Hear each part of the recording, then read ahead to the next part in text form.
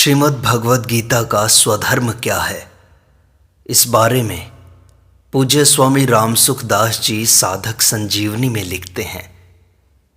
स्वयं परमात्मा का अंश होने से वास्तव में स्वधर्म है अपना कल्याण करना, अपने को भगवान का मानना और भगवान के सिवाय किसी को भी अपना न मानना, अपने को जिज्ञासु मानना, अपने को सेवक मानना।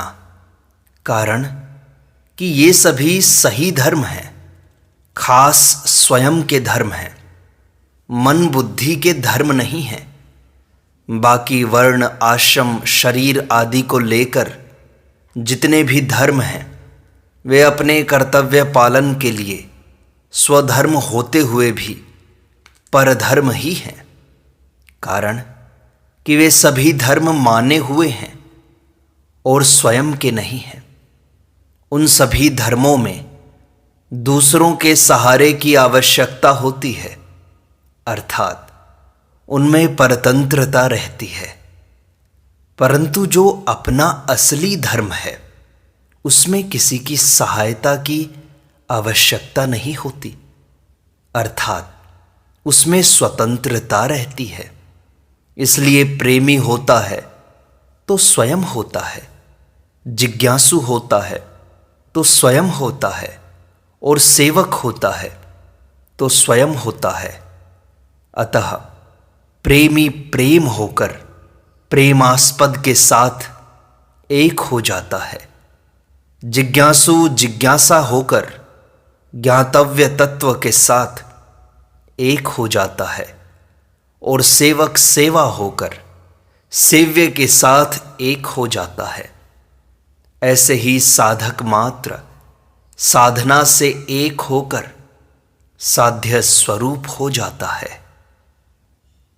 परमात्मा प्राप्ति चाहने वाले साधक को धन, मान, बड़ाई, आदर, आराम आदि पाने की इच्छा नहीं होती। इसलिए धन मान आदि के न मिलने पर भी उसे कोई चिंता नहीं होती, और यदि प्रारब्धवश ये मिल जाए तो उसे कोई प्रसन्नता नहीं होती। कारण कि उसका ध्येय केवल परमात्मा को प्राप्त करना ही होता है, धन मान आदि को प्राप्त करना नहीं। इसलिए कर्तव्य रूप से प्राप्त लौकिक कार्य भी उसके द्वारा सुचारू रूप से और पवित्रता पूर्वक होते हैं। परमात्मा प्राप्ति का उद्देश्य होने से उसके सभी कर्म परमात्मा के लिए ही होते हैं।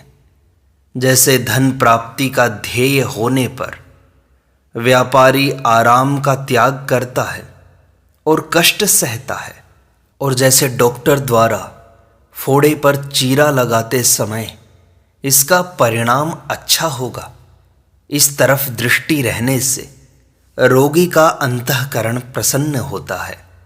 ऐसे ही परमात्मा प्राप्ति का लक्ष्य रहने से संसार में पराजय, हानि, कष्ट आदि प्राप्त होने पर भी साधक के अंतःकरण में स्वाभाविक प्रसन्नता रहती है। अनुकूल प्रतिकूल आदि मात्र परिस्थितियां उसके लिए साधन सामग्री होती हैं। जब साधक अपना कल्याण करने का ही दृढ़ निश्चय करके स्वधर्म अपने स्वाभाविक कर्म के पालन में तत्परता पूर्वक लग जाता है, तब कोई कष्ट, दुख, कठिनाई इत्यादि आने पर भी वह स्वधर्म से विचलित नहीं होता। इतना ही नहीं, वह कष्ट, दुख आदि उसके लिए तपस्या के रूप में तथा प्रसन्नता को देने वाला होता है। शरीर को मैं और मेरा मानने से ही संसार में राग द्वेष होते हैं।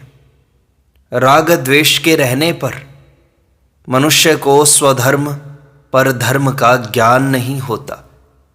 अगर शरीर मैं होता तो मैं के रहते हुए शरीर भी रहता, और शरीर के न रहने पर मैं भी नहीं रहता। अगर शरीर मेरा होता तो इसे पाने के बाद और कुछ पाने की इच्छा न रहती। अगर इच्छा रहती है तो सिद्ध हुआ कि वास्तव में मेरी वस्तु अभी नहीं मिली और मिली हुई वस्तु मेरी नहीं है। शरीर को साथ लाए नहीं हैं, साथ ले जा सकते नहीं हैं, उसमें इच्छानुसार परिवर्तन कर सकते नहीं हैं, फिर वह मेरा कैसे?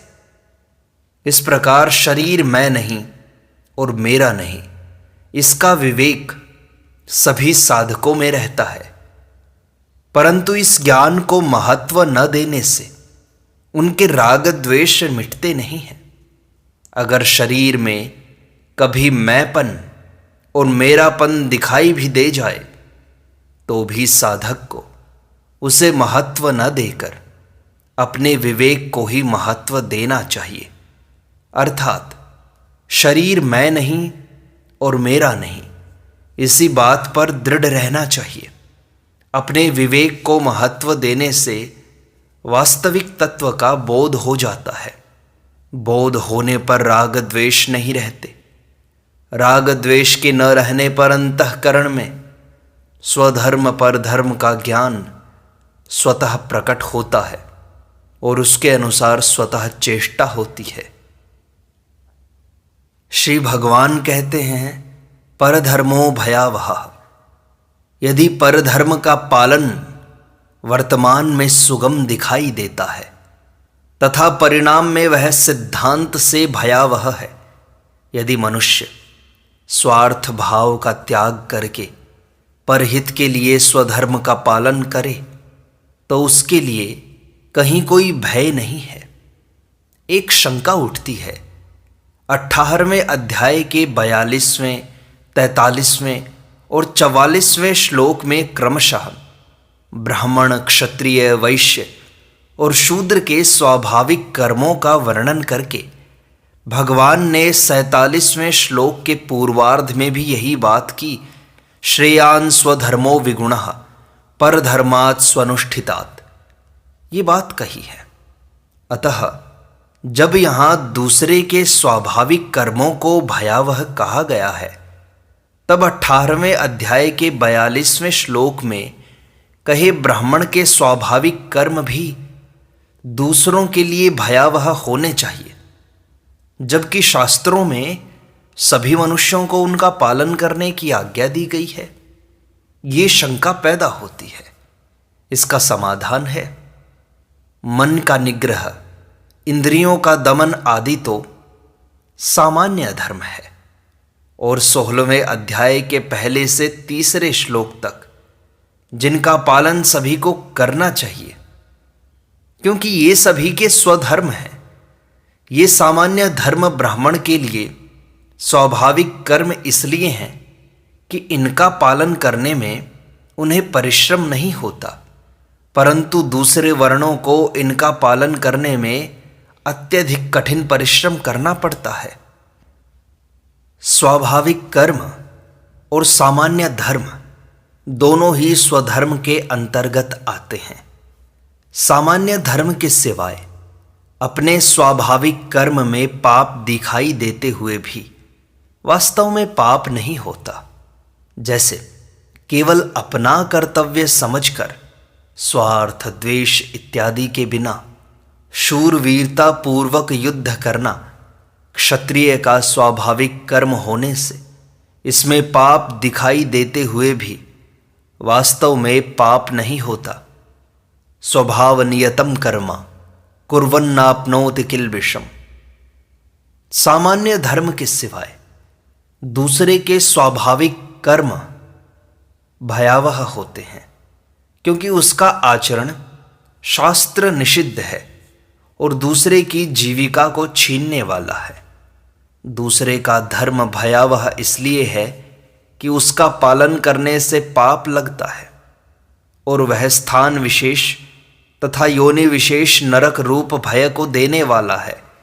इसलिए भगवान अर्जुन से मानो यह कहते हैं कि भिक्षा के अन्न से जीवन निर्वाह करना दूसरों की जीविका का हरण करने वाला तथा क्षत्रिय के लिए निषिद्ध होने के कारण तेरे लिए श्रेयस्कर नहीं है, परंतु तेरे लिए युद्ध रूप से स्वतः प्राप्त स्वाभाविक कर्म का पालन ही श्रेयस्कर है। त्याग, बोध और प्रेम ये तीनों ही स्वतः सिद्ध होने से स्वधर्म है। स्वधर्म में अभ्यास की जरूरत नहीं है, क्योंकि अभ्यास शरीर के संबंध से होता है और शरीर के संबंध से होने वाला सब कुछ परधर्म है। योगी होना स्वधर्म है और भोगी होना परधर्म है। निर्लिप्त रहना स्वधर्म है और लिप्त होना परधर्म है। सेवा करना स्वधर्म है और कुछ भी चाहना, इच्छा करना परधर्म है। प्रेमी होना स्वधर्म है, रागी होना परधर्म है। निष्काम, निर्मम और अनासक्त होना स्वधर्म है एवं कामना, ममता और आसक्ति करना परधर्म है। तात्पर्य है कि प्रकृति के संबंध के बिना स्वयं में होने वाला सब कुछ स्वधर्म है और प्रकृति के संबंध से होने वाला सब कुछ परधर्म है। स्वधर्म चिन्मय धर्म और परधर्म जड़ धर्म है। परमात्मा का अंश स्व है और प्रकृति का अंश शरीर है, पर है। स्व के दो अर्थ होते हैं, एक तो स्वयं और दूसरा परमात्मा, स्वकीय। इस दृष्टि से अपने स्वरूप बोध की इच्छा तथा स्वकीय परमात्मा की इच्छा दोनों ही स्वधर्म है। पुरुष का धर्म है स्वतः सिद्ध स्वाभाविक स्थिति और प्रकृति का धर्म है स्वतः सिद्ध स्वाभाविक परिवर्तनशीलता। पुरुष का धर्म स्वधर्म और प्रकृति का धर्म परधर्म है। मनुष्य में दो प्रकार की इच्छाएं रहती हैं, सांसारिक अर्थात भोग एवं संग्रह की इच्छा और पारमार्थिक अर्थात अपने कल्याण की इच्छा। इसमें भोग और संग्रह की इच्छा परधर्म अर्थात शरीर का धर्म है, क्योंकि असत शरीर के साथ संबंध जोड़ने से ही भोग और संग्रह की इच्छा होती है। अपने कल्याण की इच्छा स्वधर्म है, क्योंकि परमात्मा का ही अंश होने से स्वयं की इच्छा परमात्मा की ही है, संसार की नहीं। स्वधर्म का पालन करने में मनुष्य स्वतंत्र है, क्योंकि अपना कल्याण करने में शरीर, इंद्रियां, मन, बुद्धि आदि की आवश्यकता नहीं है, अपितु इनसे विमुख होने की आवश्यकता है। परंतु परधर्म का पालन करने में मनुष्य परतंत्र है, क्योंकि इसमें शरीर, इंद्रियां, मन, बुद्धि, देश, काल, वस्तु, व्यक्ति इत्यादि की आवश्यकता है।